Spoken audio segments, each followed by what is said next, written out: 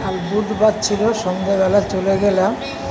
আমাদের পাড়াতে ভগবত পাঠ চলছে 1 সপ্তাহ ধরে, শনিবারে কাল শেষ হয়ে যাবে। নগরভ্রমণ পরিক্রমা কালকেরই হবে, শনিবার। আর বুধবারের পালাটা দেখো, আশা করি খুব খুব ভালো লাগবে। কারাগারে পড়ে আছে দেবকী আর নন্দদুলাল, এই বসুদেব, আমাদের দেবকী আর বসুদেব কারাগারে আছে, ছেলে বিনয় চন্দ্র দাস প্রার্থনা করছে ভগবানের কাছে। এই কমিটির যদি একটু ভিডিও ভালো করে থাকি, অবশ্যই অবশ্যই প্লিজ প্লিজ।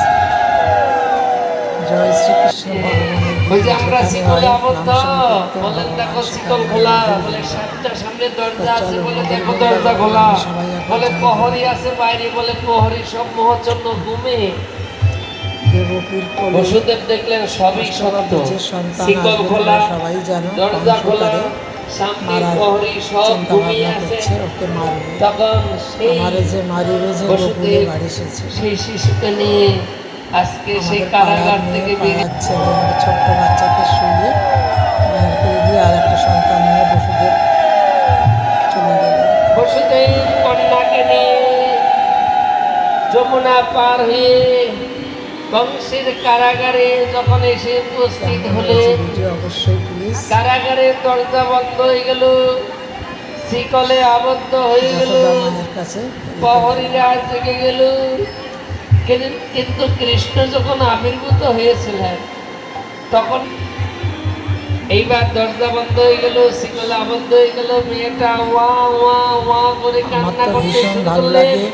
এই নাম সংকীর্তন যেখানে সেই হয় কান্না সবসময় শুনে চেষ্টা আজকে করি। কংস ছুটে এলেন। কতদিন কংস এসে বললেন, এ বোন, পাড়ার মেয়ে সব তাড়াতাড়ি তোর অষ্টম গর্ভের পুত্র আমাকে দে। বোন বললেন, হে দাদা, এ তো পুত্র হওয়ার কথা ছিল, কিন্তু পুত্র হয় নাই, কন্যা হয়েছে। বলে, আমি কোনো কথাই শুনবো না, এটা দেবতাদের চাল, এই কন্যা আমাকে মারবে, হতে এক্ষুনি আমি নিধন করবো। প্রথম থেকে শেষ পর্যন্ত জোর করে সেই দেখবেন। আমার কন্যাকে তুলে নিয়ে গেলেন কংস। কিছুই বাড়ছে না, এই দেখো। এখন বসুদেব দেখছে যমুনার জল উত্তাল, সেই যমুনার জল দেখে বসুদেব চিন্তায় পড়ে গেল, বলে ভগবান, আমি এখন কোথায় যাই, আমি এখন কি করি? বসুদেব চারিদিকে ঘুরছেন আর ভগবানকে ডাকছেন। হাত দিয়ে পাগলের ভগবান তখন বললেন, হে যোগমায়া, তুমি আসো, আমার পিতাকে রাস্তা দেখাই দাও। আর যমুনাকে বলে যে, যমুনা তুমি স্থির হও, আমি যমুনার উপর দিয়ে তুমি স্থির হও, আমার পিতা যেন যমুনার উপর দিয়ে ওপারে যেতে পারে। কৃষ্ণ সবকিছু দেখছেন, তোমার মনের বাসনা পূরণ করবো। যমুনার ইচ্ছা হলো কৃষ্ণের চরণ স্পর্শ করবে, তাই যমুনা তিনি আশা করছেন আমি কৃষ্ণের চরণ সেবা করব। কৃষ্ণ যখন বললেন, যমুনা তোমার আশা পূরণ করবো, আর যমুনাকে বললেন, তুমি এখন পথ দেখা দাও। যমুনা স্থির হয়ে গেলেন।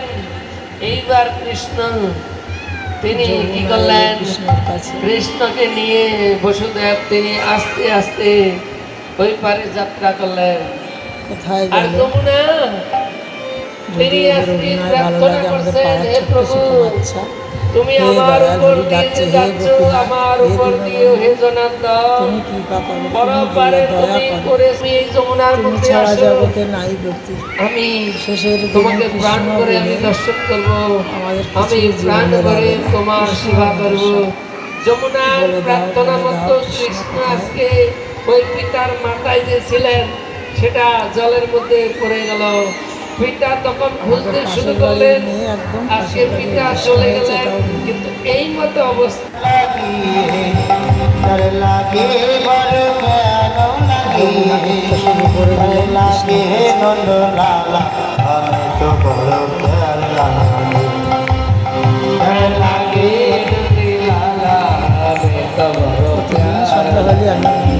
সন্ধ্যাটা ঠাকুরকে দিয়ে চলে যায়। এইটা 1 সপ্তাহ দেখতে দেখতে হয়ে গেল। বন্ধুরা, একটু দয়া করে প্লিজ দেখবেন, আর ছোটদের আমার আন্তরিক ভালোবাসা রইল, বড়দের প্রণাম। লাইক করেন, সাবস্ক্রাইব একটু ভালো ছিল, যারা দাঁড়িয়ে দিচ্ছে, কিন্তু ভিডিও করতে কষ্ট হয়, ভালো লাগে। এই জন্য তোমাদের কাছে আসি। তারা খুবই ভালো থাকবেন সবাই।